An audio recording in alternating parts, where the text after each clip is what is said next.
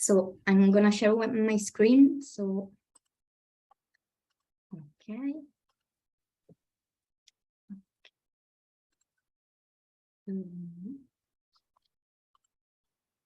Okay. Can you see? Yeah. Okay. So, just a second.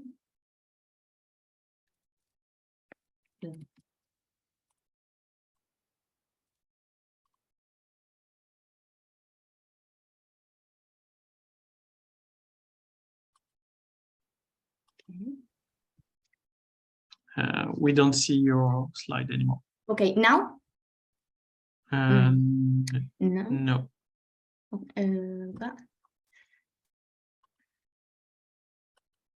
Okay. Yeah, now it's good. Okay, so now you see my screen and then you can hear me. Yeah. Okay, perfect. So, good morning, everyone. I'm Margherita Toma, and I am a PhD student at the University of Genova in Italy. And today I'm going to tell you something about my project, which is about the deep sea fauna in the Mediterranean Sea. Just something about me before starting.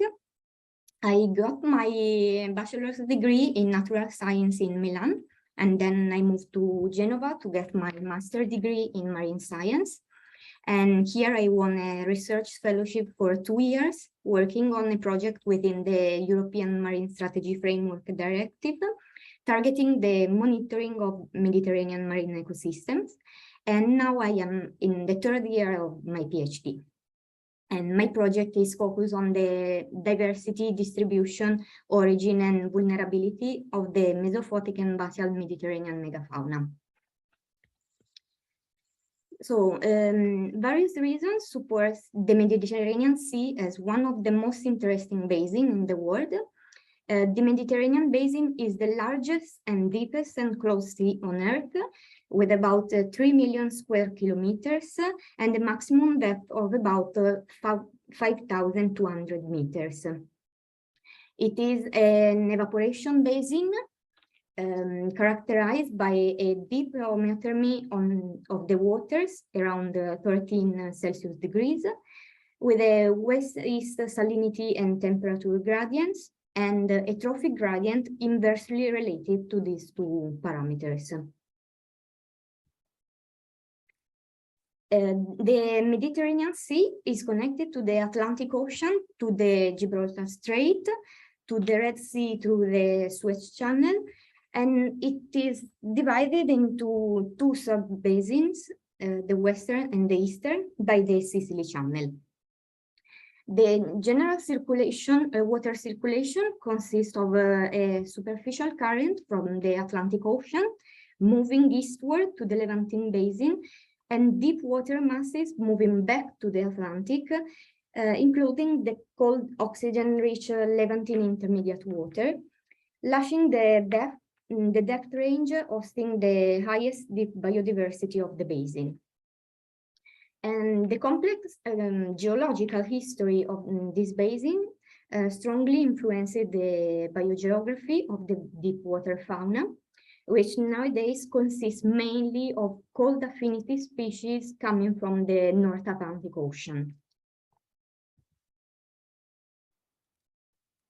According to the recently revised SPARAC classification of habitats, the biogenetic zonation of the Mediterranean Sea from 40 to 5,000 meters consists of 93 habitats, including charismatic environments such as coralligenous accretions, animal forest, and cold water coral bioconstruction, historically subjected to heavy fishing pressure.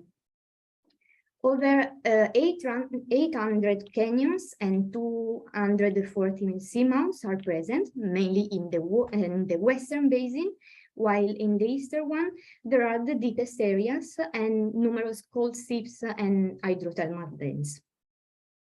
The continental shelf in the Mediterranean is generally quite narrow, with a shelf break usually located between 80 and 150 meters.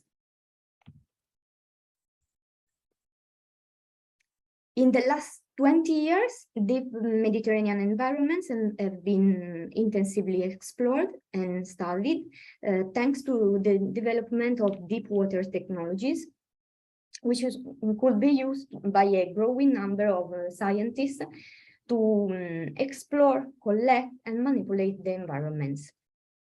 Remotely operated vehicles, in particular, have been initially employed around the beginning of the new millennium to characterize the benthic biochenosis of single localities or restricted areas.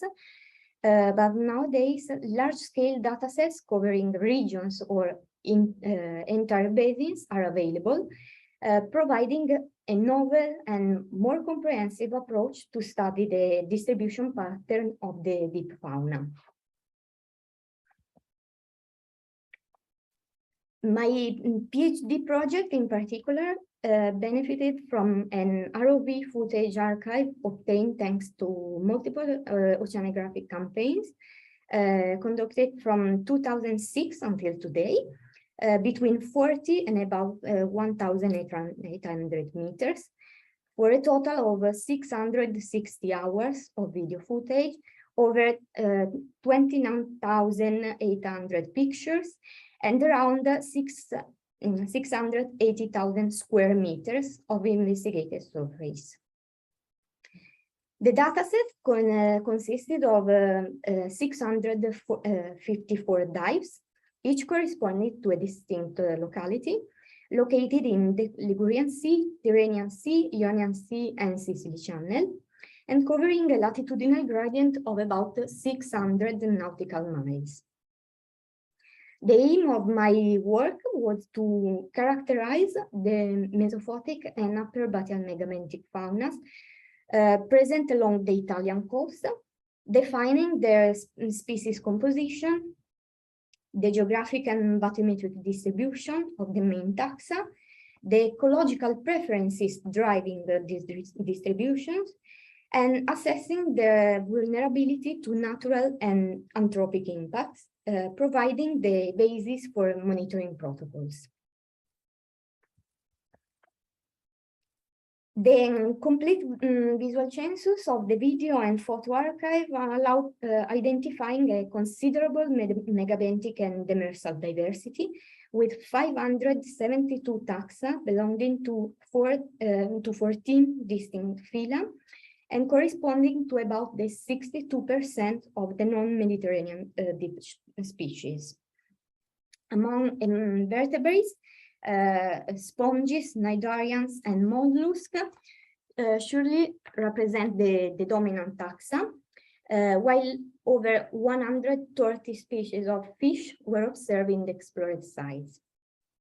About 44 reference habitats have been identified, corresponding to about the 90% of the described ones, and including some such as the coralligenous rocks with the precious coral Corallium rubrum, and those dominated by scleractinian and black corals, considered among the most vulnerable.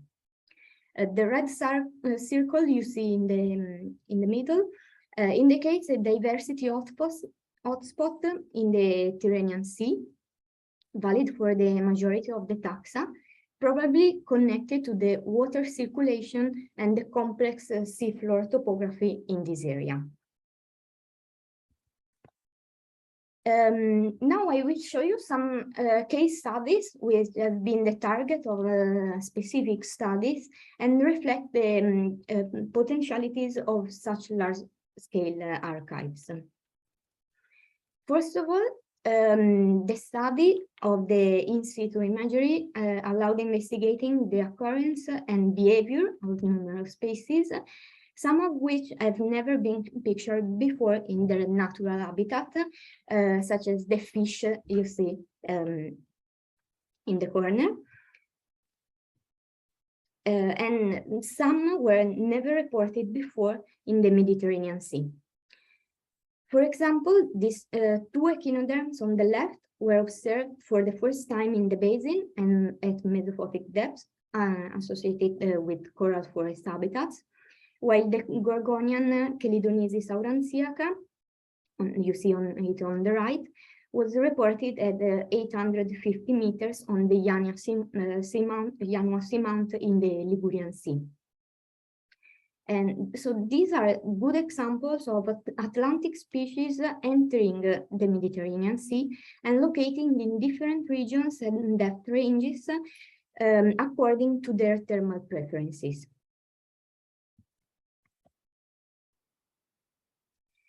With a broad dataset, it's possible to define the large-scale geographic distribution of species of a group of species, like that of the Alcenasian Corallium rubrum that I'm showing here. Defining the large-scale occurrence of the species is particularly important given the millennium harvesting pressure to which the precious coral has been subjected.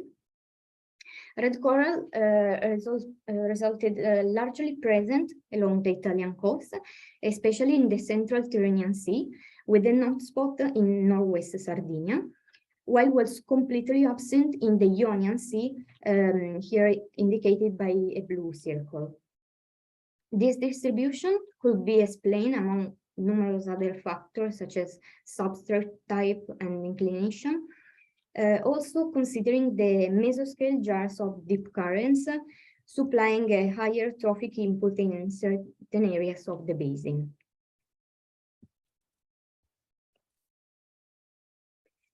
But present absent data are not enough to define the environmental status and structure of the population.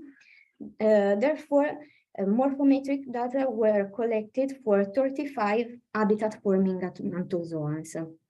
In the case of Corallium rubrum, 17 major coral areas where colonies were highly aggregated were identified, and a site structure skewed towards the smaller size was identified in all of them, supporting an effect of long-term harvesting pressure.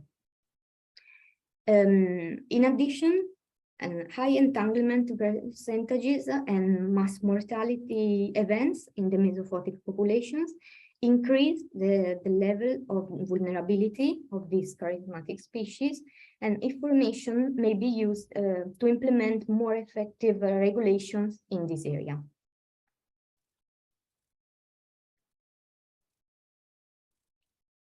Large-scale consideration can be made also for the bathymetric distribution of taxa. Differently from many other study species, which were abundant along the continental shelf, the 4 investigated species of brachiopods show a peak of occurrence in the upper bathyal zone on the rocky outcrops below the shelf break. And among them, the case of Novocrania anomala was particularly interesting because similarly to other bathyphilic species, also this one was abundant in upper bathyal, as well in very shallow submarine caves showing deep sea environmental conditions.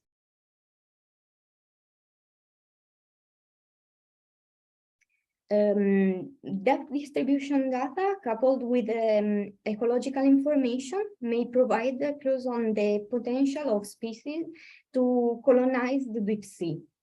For example, Mediterranean heterobranchs generally live in coastal shallow water habitats, showing a marked decrease with depth. And a possible explanation may be their xenophagy, hence their specialization to feed on one or a few prey, mainly sponges and cnidarians. And this hypothesis is supported by the strong correlation we found between predators and their prey and depth, as shown in the graph on the left. And so the colonization of the deep sea by heterobranchs is possible only for those species able to shift prey with depth. Large-scale presence absent data coupled with ecological information are also useful for identifying new habitats. The Scleractinian Dendrophilia cornigera, for example, has always been considered a typical hard-bottom species, taking part in numerous biocenosis, thriving on rocky outcrops. But a large-scale revision identified the new patches entirely created by dense meadows of this species on muddy plains. On a geological scale, these meadows turn into extended thanatogenosis, increasing the three-dimensionality of substrate around deep sea rocky elevations.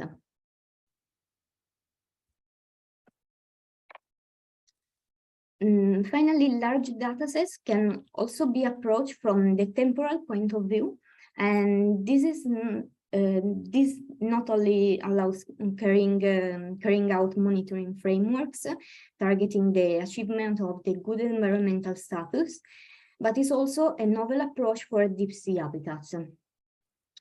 Pluriannual surveys targeting diversity, marine litter, and seafloor integrity, coupled with photogrammetric techniques, have been included in the standard monitoring protocols of bathyal cold water corals dominated environments, as shown here for 2 Tyrrhenian coral areas.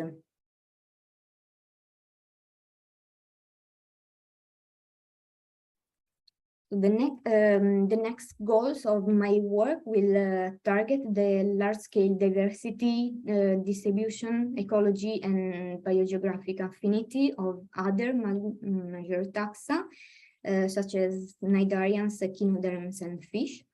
And the population structure of the main anthozoan forest will be highlighted, and new tools will be developed, like an atlas of Mediterranean deep sea species, and an automated imaging software helping with the video analysis.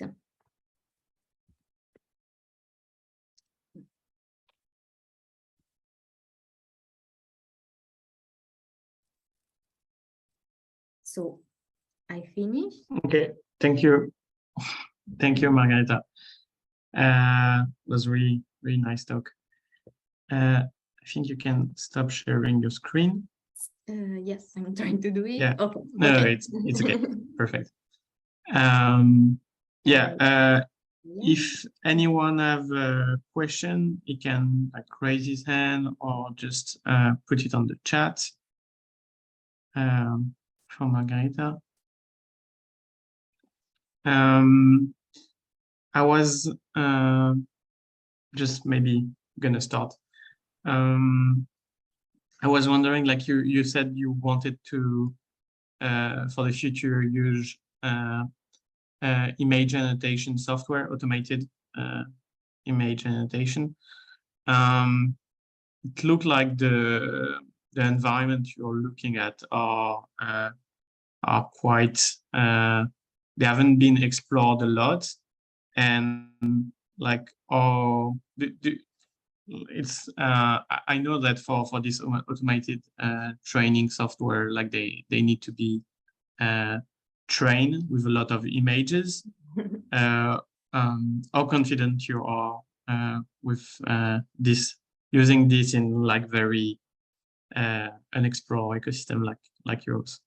So actually, the software at the moment is just an idea. I'm working with a colleague, and he's an informatic, and he's helping me to realize it. But we just did a few experiments, and what we are doing and what we would like to do, we have this huge archive of video and photos, and we would like to use this to train the software.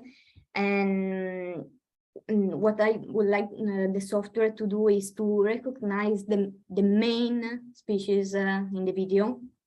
For example, we had good results for chidarids and some gorgonian. So big species are quite big and they have a distinctive shape and color. And so we have just started, and of course it's not easy. So we started from what we have and what we know about the mesophotic habitats along the Italian coast, and it's quite hard. So we have some results, and this could be useful for ROV imaging. So it will speed up the video analysis a lot. Of course, we cannot use it for unknown habitats and environments. So we will start from what we know, the habitats and the species we know, and then we'll implement and train the software. We'll always have to start somewhere. Yes, exactly. I think we have a question. Chris Smith have raised his hand. Yeah, and we also have questions in the chat later. Go ahead, Chris. I think we cannot hear you. You have to unmute yourself. Okay, can you hear me okay? Yeah, perfect. Okay, Margherita, really nice work. Congratulations, and I wish you lots of luck finishing off, getting your PhD and into future work. So very nice, and it's a wonderful database that you have.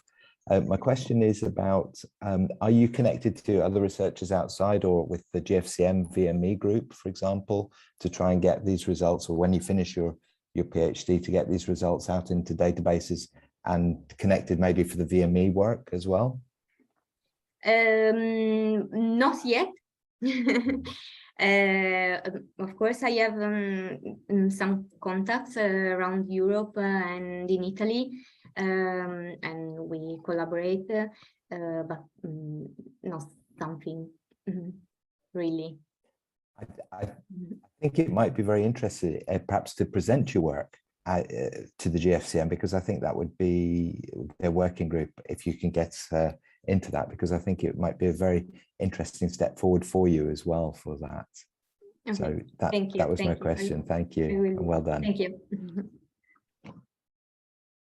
Okay, we also have a question on the chat from our next speaker, actually, from Otis. He's asking, are the discovery of coral that are inhabiting soft sediment seafloor are affecting its conservation status? And he said that similar soft sediment species from the North Atlantic have been considered as vulnerable marine ecosystem. I think I couldn't understand the question. It's just it's just wondering,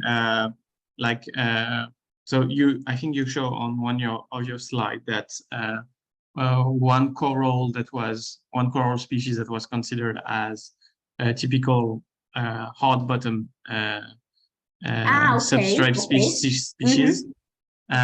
You discovered that it's also inhabiting soft sediment. And he's wondering how it's affecting the conservation status of the species. Okay. Yes, so we are talking about the Dendrophylla cornigera. Yeah, this one. Yeah. I didn't remember the name. So actually, this is a new discovery. And in the SPARAC manual I cited at the beginning, there is not an habitat for Dendrophylla cornigera meadows on soft bottom, and so it's not included in a monitoring program or a conservation program.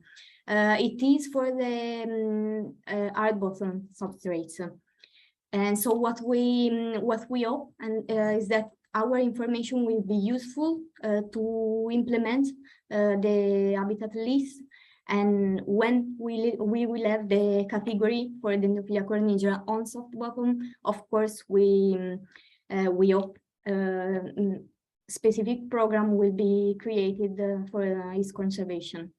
Yeah. But actually, I think this has to be spread to the concerned person. And yeah, fight for that. Okay. I don't know if anyone else have a question. I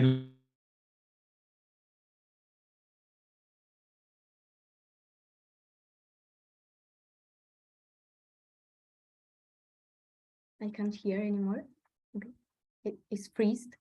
I think we lost him. Yeah, it's freezed. He froze. Yeah. He'll be back. Yeah.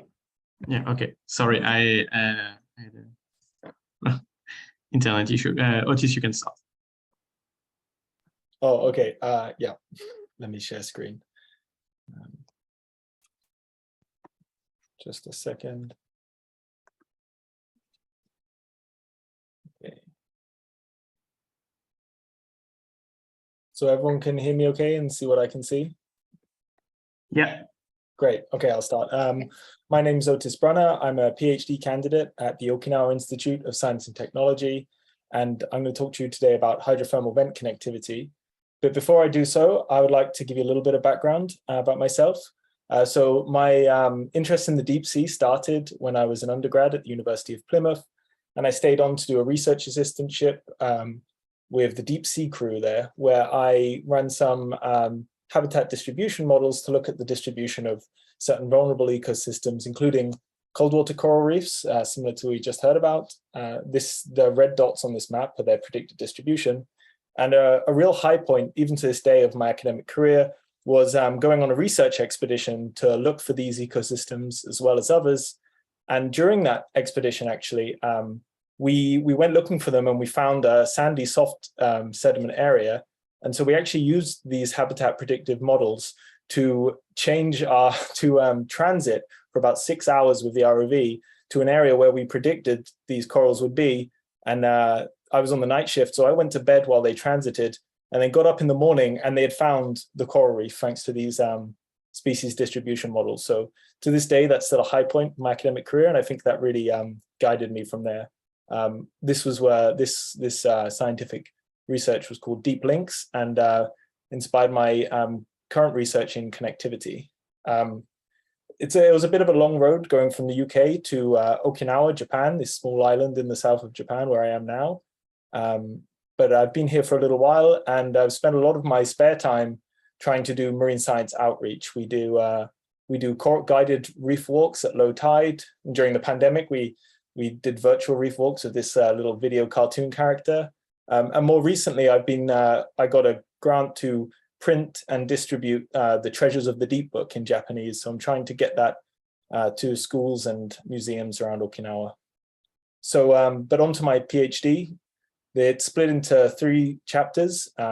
First is to characterize the diversity and distribution of species at hydrothermal vents in the region. My second chapter is to simulate the dispersal of larvae of these species among these hydrothermal vents. And the third chapter is to combine the simulation and empirical evidence of connectivity into a meta-community model. But before I get onto that, why did I choose hydrothermal vents? Well, actually, when I started my PhD in September 2017, full-scale mining of hydrothermal vents in Okinawa started for this was the first large-scale mining anywhere of hydrothermal vents in the world, with plans to commercialize it in the future. So it got me thinking, much like the characters of Treasures of the Deep, what happens to other nearby hydrothermal vents? Are species able to recolonize? Does it affect connectivity among them? And how does this correlate with Japan's very serious commitment to sustainable development goals? So most of my talk, I want to talk about diversity and dispersal, these first 2 chapters of my PhD, but if I have time, I'll get on to that third chapter as well. So first of all, I mentioned connectivity, and dispersal and diversity are inherently linked with connectivity. You need dispersal in the deep sea to achieve connectivity, and you need successful connectivity to maintain diversity. IUCN guidelines specify how important connectivity is for spatial management of any ecosystem in the world. And the Ministry of Environment, Japan, is putting forward plans to protect particular areas of vulnerable ecosystems, including hydrothermal vents. Also, as well as conservation, hydrothermal vents, I believe, are perfect model systems for studying meta-community dynamics and island biogeography. The species that inhabit them are restricted to them so much that they make them a very good discrete ecosystem, and their mode of travel between two patches of the ecosystem is relatively straightforward and primarily driven by dispersal on predictable ocean currents. So I would argue actually that hydrothermal vents are better model islands than oceanic islands upon which the theory is based. Also in Okinawa, we are surrounded by hydrothermal vents.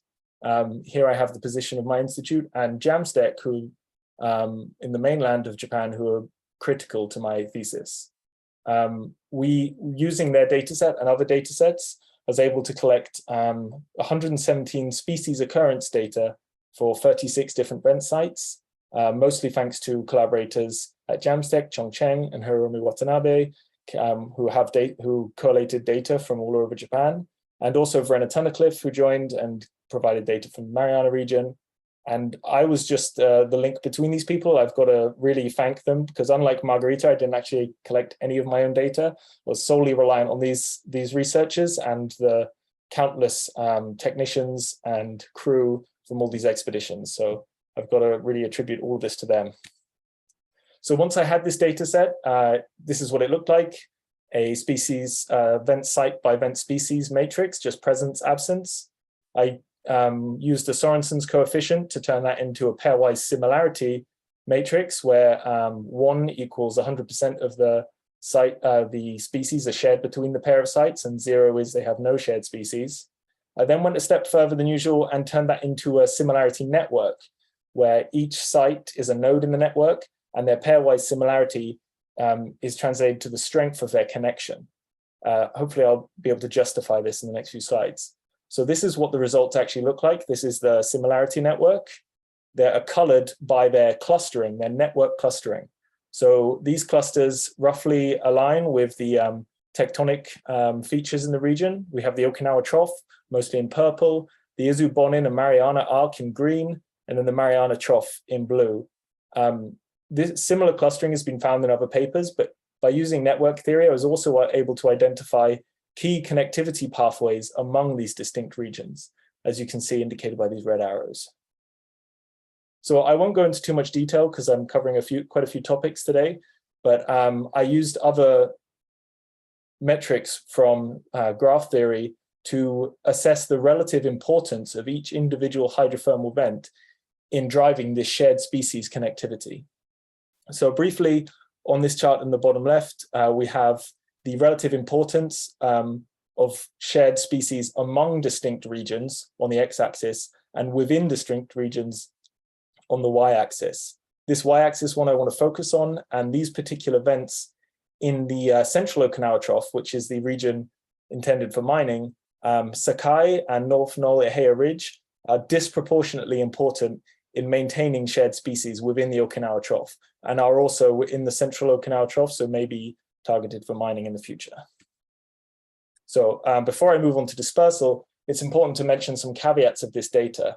I'm sort of inferring connectivity from shared species, but shared species can be driven by many factors, and it may be driven by historical or vicariance, these features that aren't sort of relevant to conservation.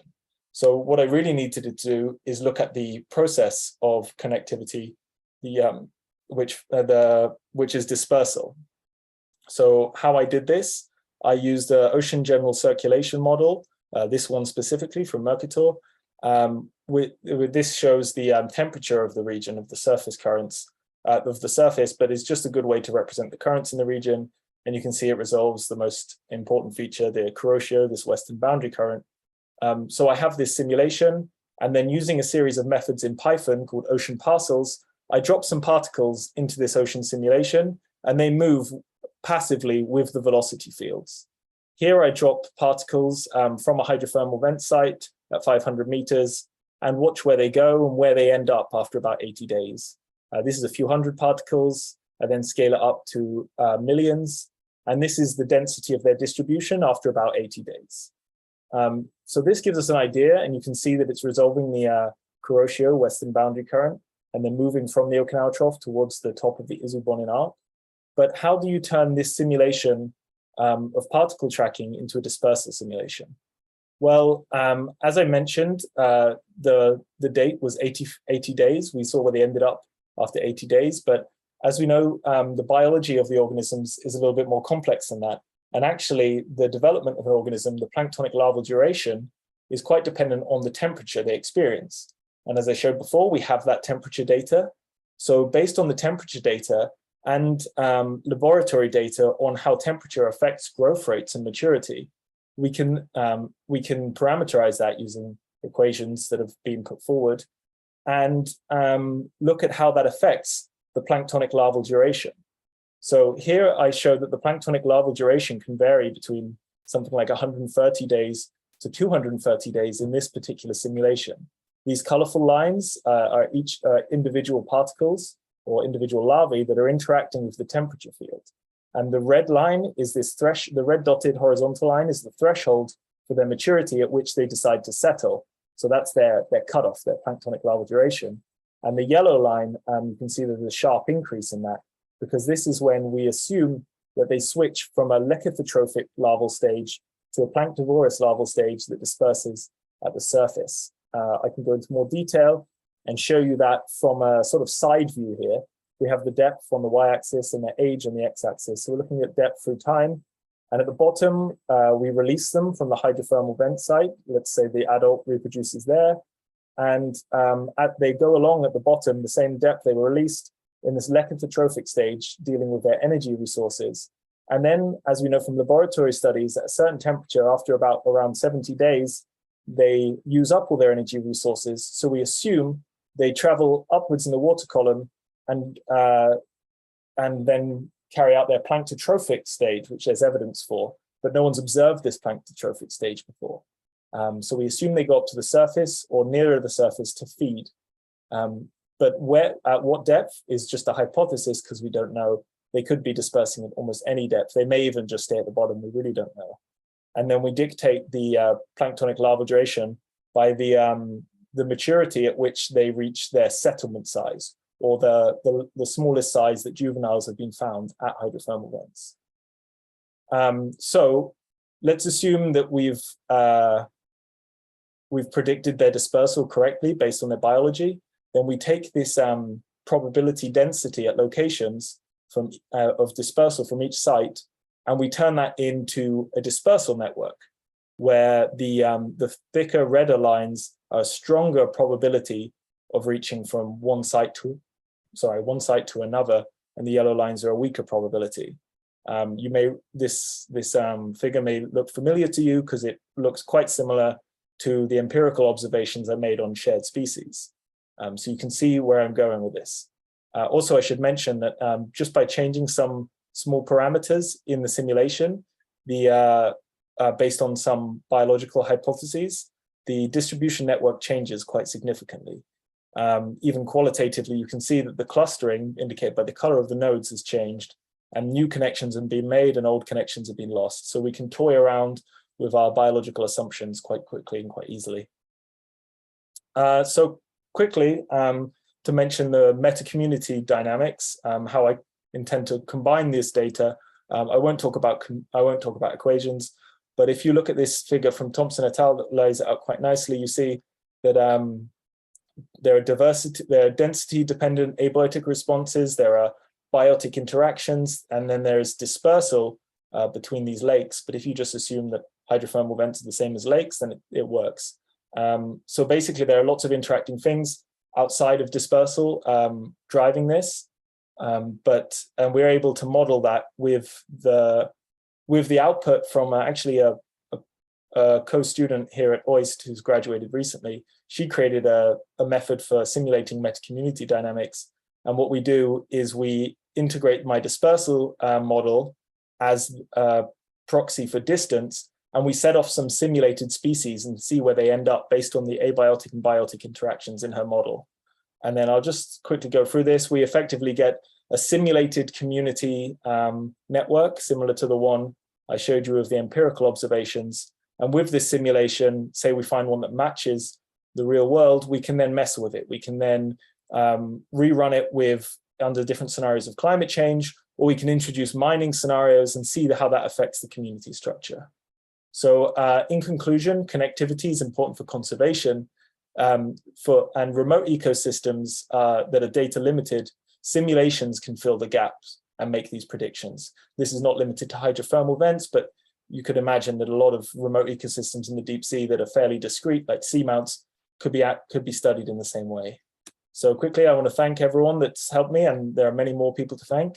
And a quick pitch, a few of us are putting together an interactive online portal called See the Connectivity, where we display our connectivity results, our connectivity network results as an interactive network, so people can see how close these connectivity networks are to their very own home and how important they are for conservation. So the conservation value of each hydrothermal vent is indicated by the size of the node here, and the user can look at each node, look at the details of them, and actually they can in fact remove them. So they're effectively simulating disturbance themselves in this interactive network.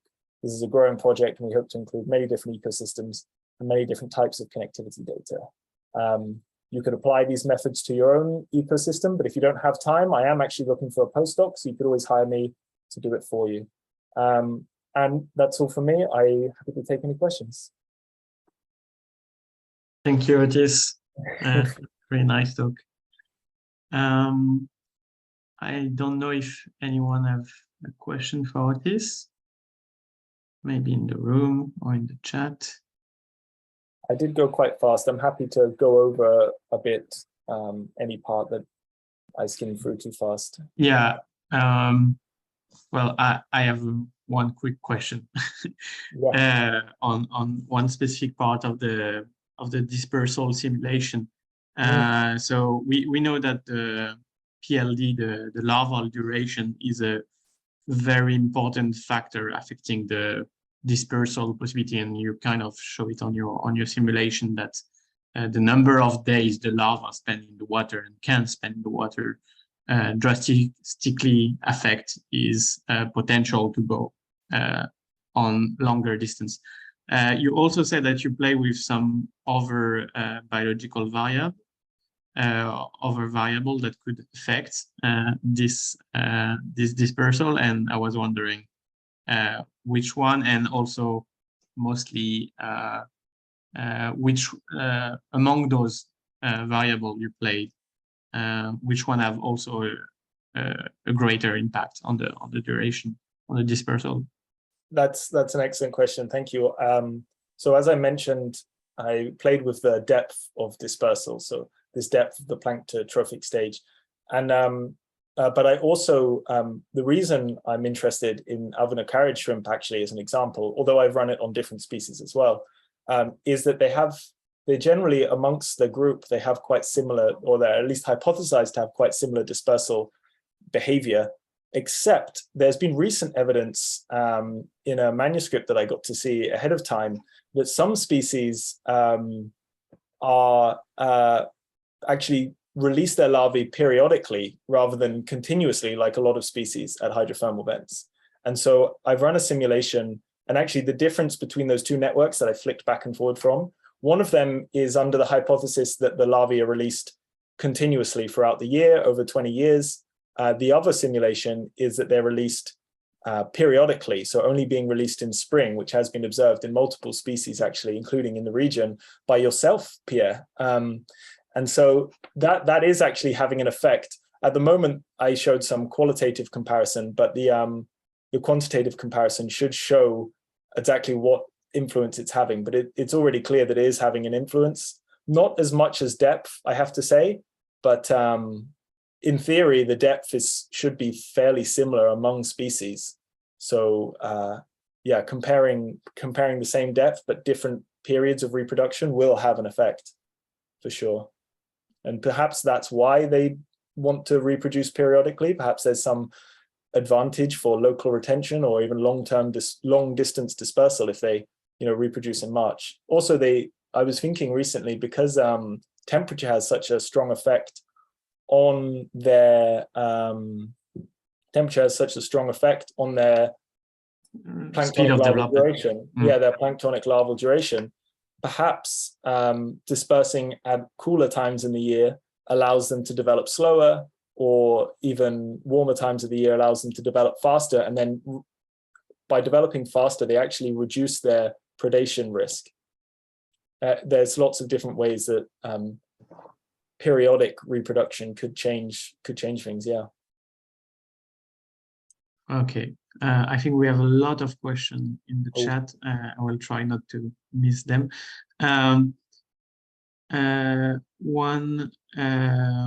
One from Rebecca Ross. She said, very great work, Otis, and similar to Chris Smith's question to Margherita. Are you in touch, you personally or people from your lab, with Japanese marine manager and helping them use your connectivity result to consider mining management, deep sea mining management for the future? I'm really glad you asked. So directly, no, but indirectly, yes. So my supervisor, who's working on similar research and is helped me every step of the way, he is actually the scientific advisor for JOGMEC. JOGMEC is the national mining industry that is carrying out the mining. So he's actually on the scientific advisory board. And although he doesn't give me insights into what's going on there, he's up to date with my results, and he does the same research. So he's communicating that to them. And all I do know is that they are very interested in being open and engaging with scientists on this topic.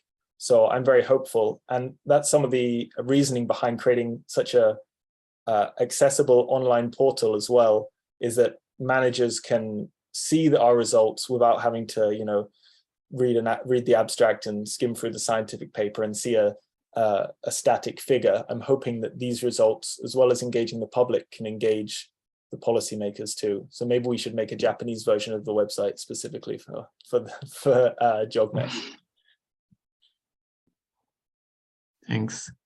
Okay, other question, and there's 3 other questions. So one from, sorry if I misspelled, Teresa Radziewski, sorry, a question related to the one I said.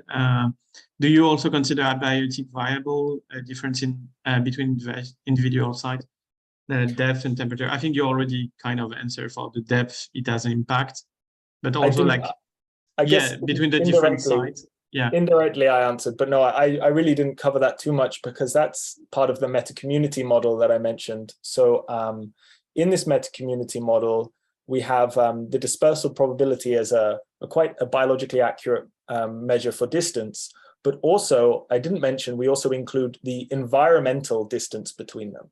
So the results from my first chapter, which is in bioRxiv now, shows that, that the proxies, that there are some very strong proxies for important abiotic parameters, basically depth and the tectonic setting of a hydrothermal vent have a very strong impact on the community composition. So those are likely just proxies for many other local environmental factors, but with those proxies, we can quite well represent environmental distance between hydrothermal vents. So yes, actually, the environmental distance will play a big part in that meta-community model. Okay.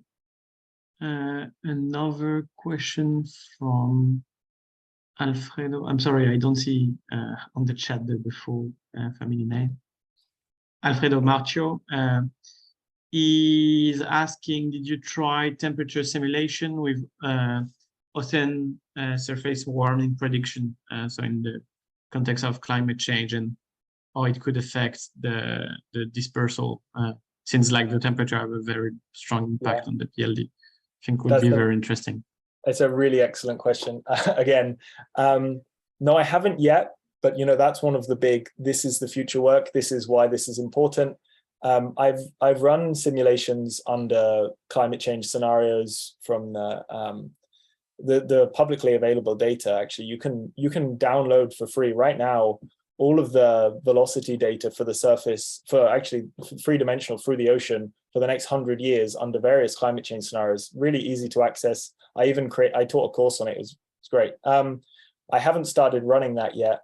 And I have a feeling that ecologists, biologists would be really interested in those results. But if I were to show what I'm doing to the people that create those, simulate those forecast models of climate change scenarios, they would probably, I don't know, they would probably laugh at me, because I think it's a very fine resolution thing to try and understand with a very maybe low resolution model. But it's worth looking into for sure.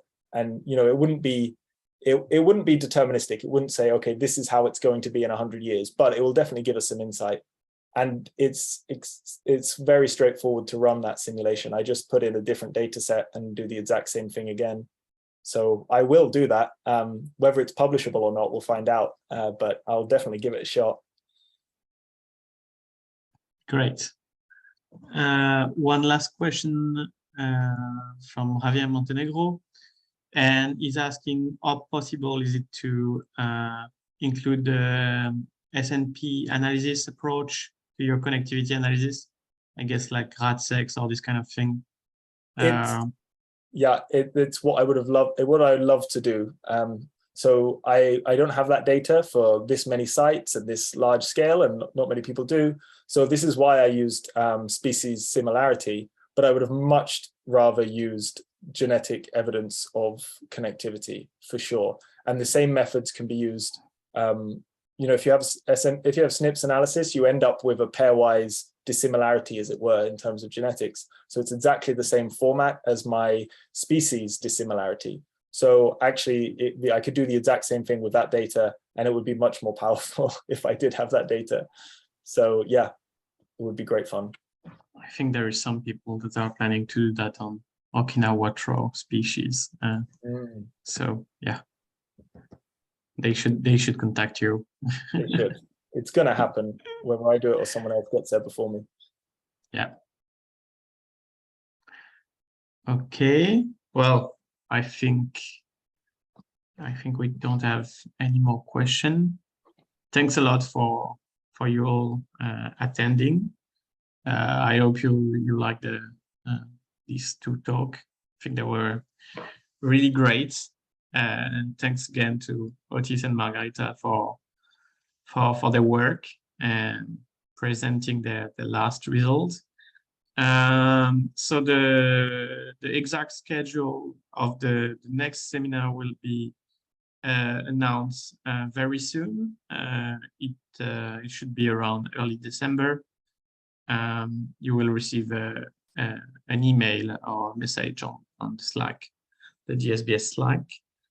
And yeah, if you want to jump into this adventure and do like Margherita or Otis and show your talk to the society, like feel free to contact us.